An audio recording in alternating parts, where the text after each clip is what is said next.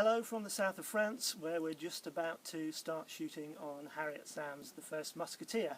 I thought I'd take you through some of the lighting equipment we're going to be using over the next 3 or 4 weeks. If you're working on a low budget, you're probably used to using lights like this. This is an ordinary redhead. It's an incandescent light. Very inefficient, spills a lot of light out the sides. The light is a sort of an orange colour which doesn't match with daylight. Yeah, that makes the room that you're using them in very hot very quickly. We've got some better lights fortunately on this project. These are data lights and these are fantastic. They're also tungsten, but they're really focused. They've got lenses in the front and you can spot these up to just a little tiny circle on the ground or the wall. They're great for candlelight effects. We'll be using them a lot for that on this movie.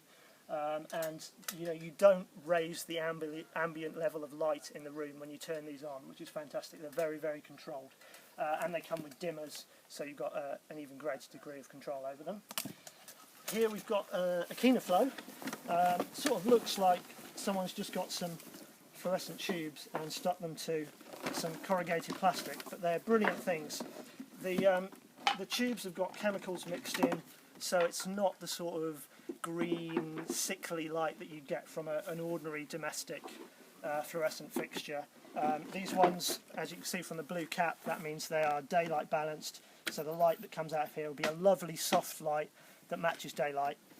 They're great for interiors, for light from a window that's perhaps not in direct sunlight, not supposed to be in direct sunlight, or just if you need to raise the level of light in a room without it being too obvious where the light source is.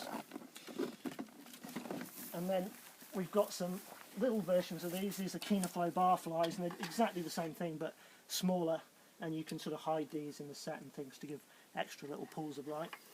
And then at the back here we've got our big beasts. These are HMIs, and these are daylight balanced spotlights, so they've both got lenses in, so they're quite focusable. This one's 2.5 kilowatts, this one's 1.2 kilowatts. Now, a 2.5 kilowatt one, that only uses about 25% more power than a 2K blonde would. A blonde is sort of like a large redhead. Again, it's tungsten, very inefficient. This only uses 25% more power, but it puts out far more light. Because of the way the technology works, it's much more efficient, doesn't waste as much of its power input as heat. And also it's daylight balanced again. So these are brilliant for putting outside windows for interior daylight scenes.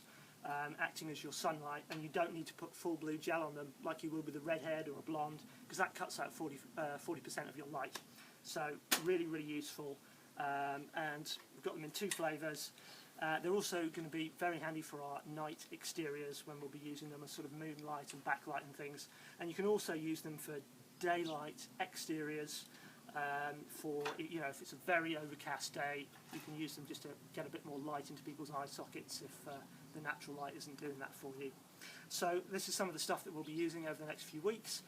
Stay tuned to the video blog for more information about our Blackmagic camera, which I hope to give some feedback on in the next week or so.